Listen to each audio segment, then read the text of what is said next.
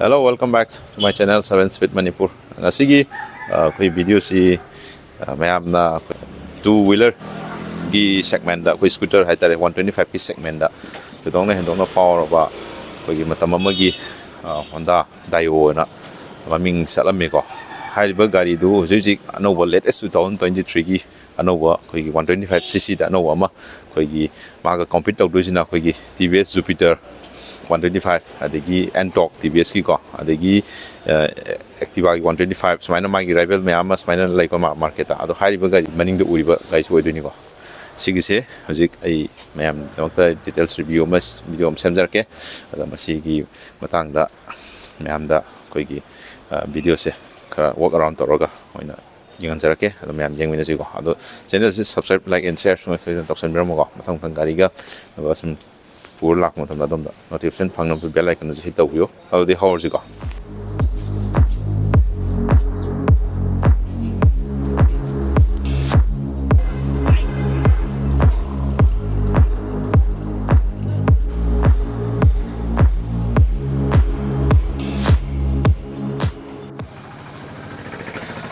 so here is the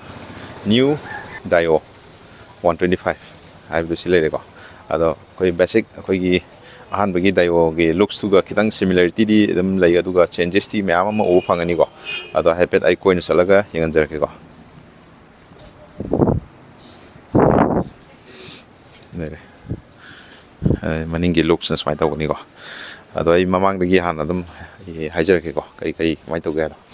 ado gari sigi magi koi gi body total my cup with abatare ko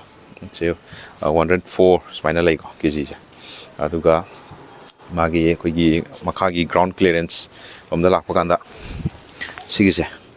si 170 spinal wang ko adum phajana wang e adum koi lambi nuai tabu ko tabu ma chat pada su kitang hana dei di sina kitang di hena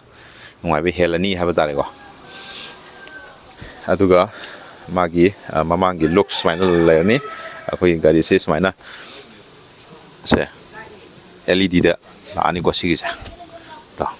adi looks se sina side sina halogen oira ani ko aduga sidai da koi gi sticker design je spina la ani ko glossy black kaloina na dum yaurani aduga adai da DRL jina sidai da yaurani ko aduga gari se yengboda dum he yengboda koi gi simple adi samsamba gari de yengboda man des kitang sporty oiba kai tare ko yengboda adu sticker gi design noba sigi color option des taret ki sang na phangani ko aduga seisida sticker 125 tharni aduga normal gi sudum design dis samana ni duga 110cc sudum laigani ko adu sina 125 ni mana reflector yaujar ni ade magi sigi alloy oirani ko ade alloy sida muk dik yawa ma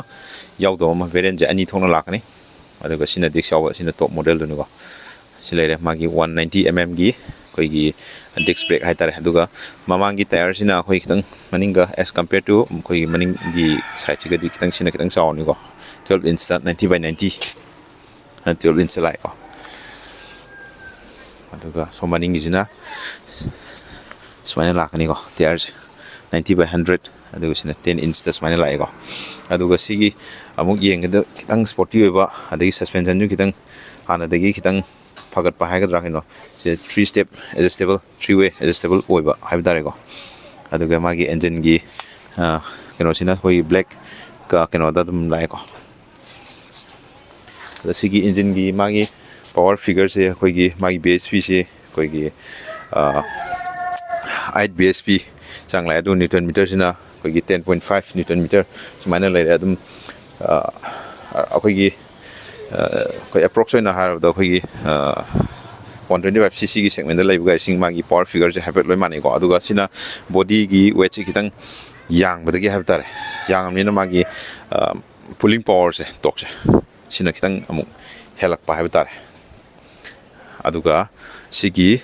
mamang lom da lakpa kanda muk yeng se koi gari sigi smaina keno je digital magi console de smaina ugani ko ado si ai horen sapsana sigi jut hajar ke adu si hajing si mai da ko ising hapa de mobile hapa de ke hapa si de storage masam phang ko si dum yamna kana ba dum oigani ko aduga magi si mayai gi sigi jaga si yamna marang kaina sawe ko ai habit ka khala ga usar ke ko si adagi phambagi comfort adum yam nungai relax position adai khong fajana marang kaina thamba ngame ko ngasigi sina koi gi entok ai gi leib do adai sina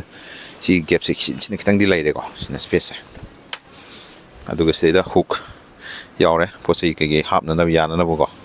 aduga sigi color se koi gi nardo gray color hai ko sigi masu je smaina lei aduga seda koi gi carbon finish ta sigi keno se the fange ida button koi light ki on tawna na ba adagi seda koi gi idle start stop ki function ju sum yaure habdi koi gi thau je koi gi unnecessary da consume tawdana ba habtare ko adugi feature ju yaure koi traffic ta kai da signal da koi gi mathanda off tawna na ba ko adugi feature ju yaure ko aduga stage da lai se koi gi mangon da phangdoi su koi gi activa koi gi keno da koi high smart aina ma mamangi koi gi lai gi da aduga samana feature ni ko sida yaur ko doi feature ju ko smart oi ba habtare si adu sini ko aduga seats ki rom da lakpa kan da seat chu dum my broadness adum phajai ko adu my cushion adum yam nuai adai phamba yam comfortably phamba da dum yam na nuai do wa seat oi ko aduga magi grab handles ju ko gi dum kitang sanglap tawrga yam mong tan yauri ko sporty oi bi hele ko sina aduga khoi gi fuel gi thawapang bije sidala ani si se khoi gi asigi mai mamang sidagi sanar ko doi ni ko si hang to ga manung da hapa ani ko so maning om da smile lakpa kan da magi looks koi maning gi look che smile na ugani sina halogen da indicator smile yaur ne reflector yaw jare as number plate apam sile jare ko aduga size da koi gi measure changes sar ga di ano kano sida koi gi magi exhaust pipe je han ga kitang koi different sin hena koi gi sporty looks ama ga loina la e have da eda dual koi gi magi exhaust makhun je ani la e ko mana adagi sige guard koi muffler koi hai tar sina koi gi silver color gray color ga magi combination color combination de among tan la e chmaina lai aduga somda koi gi magi pelen ge koi gi foot rest ju yamna koi gi premium moi ba mong da koi gi aluminum na toroga hape ko adai magi dayo haven thar si magi graphics ju koi gi se sticker la adu sticker na ta ba koi gi 3D da oina lakpu yawe ko aduga somda gum akpa kan da koi gi magi side ki 125 final tha legani aduga sigi mai curtain koi gi final ma hape ko sigi look se koi gi tongan ba unique koi gi look sama habitare gari sigi tongan ba look sama dum yeng bu ngai hale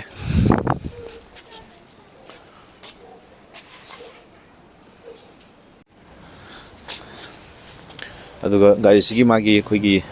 sigi koi gi magi smart ki keno kai de khang sida high smart aina thare ko sida aduga magi tongan ba koi gi advance oi feature har ga sigi side stand haida ba kan da koi gi engine je matam da adam switch tawine ba ko haidi sigi safety gi damak type tar aduga sida koi gi high smart di koi gi kick se sida di yaure ba ko aduga high smart na ta ba keno da di mu kick sem lakani ko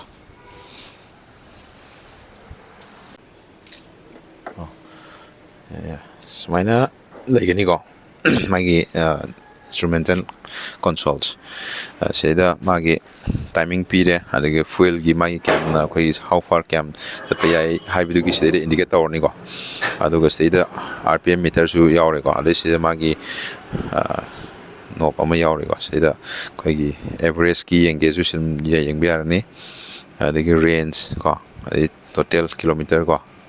smaina trip machine seda loi pire ko seda namma ga loi ma yeng biar ni ko anu sine pra fully digital odum ore ko adagi turn indicator somde yaujare adagi headlight ki ko engine gi signal sida loi yaujare ade eco gi su yauri ko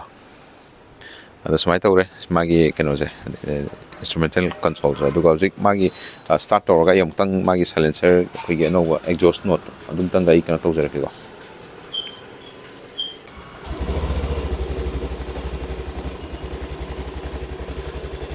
magi exhaust note se pe tanjar ke ko sini मागे exhaust note से sound जो खतंग अखोई कहते खतंग लुम न base खतंग दम वांगे को ए आईपैड अखोई सीट की मनुंग की बुट की कनो जो हांग तोके सीट सी सिदा हांग अनि को सिदा नबिरनी सुमाइना नमकान सी हांग बिनी को सी Hong तोगा yang asi manung gizu manung je smaina dum mafam je yamna thajadana yam sauna dum lermi ko yam broadness e phajana lei dum pram san gani habi tare yeng mudade aduga my tools ki kits hapam habi tare side ya aure ko sini smaina lei garis manung ge storage dum sawi ko saw su khardi aduga koi gi hai ba gari side koi gi side koi company na E20 na Beijing amana page habidi seisida khoi gi E20 gi hojik kana no ba khoi BS 6 phase 2 gi khoi thau habitare siki makhal gi thau ju sidum sina su dum yarani habini ko siki keno cha siki adu haiba gari si sinau kana gomba adum pamba le ga dum yengbiyo gari se no bo manipur da hojik le rabani pamba dum gari se logbi bo yagani ko अदैदा अखोई यामना practical होइबा यामना कानाबा अमरोमदा हारगदि अखोई पोचै गाड़ी से अखोई सुंब scooter की design सिंजे अखोई पोचै पुथोक पुसिनदा यामना नुवाइबा सु ओइरनि को मरमदि सिजु ब्रोनेस सि अपाकपा से एकदम मरांग काइना पाजन पाए अखोई पोचै खितंग मरांग काइना खितंग हापके हरजु नुवाइबदो सिदा सिदादि मु ओइरनि को अदैदा सिदे पोचै नंग कई यान मखोटबा हुकतो सिदा दम यावजरे को इसमाइना दम फोल तोरसु यारे सिदि इसमाइना मुंसिंग दरसु यारे ya dari ko terus mainnya lagi ni ko atau kali si yang buda sporty di yang pasana oire hana ka yang na buda sina kitang di hele habatare as compared to previous one si yam na yang buda yam nungai le habatare atau sini ngasi ki samlapa ko gi Honda ge Anouba Dio 125 Ayo gari si magi walk around toroga imiamda some video si semjagena torko video ni ko ado ngasi gi sai sum lotion darje ado gari si thau matamda helmet choice den opi gidam ni ko ka thau matamda gari so bo toroga na seat belt choice den phabi gidam ni ko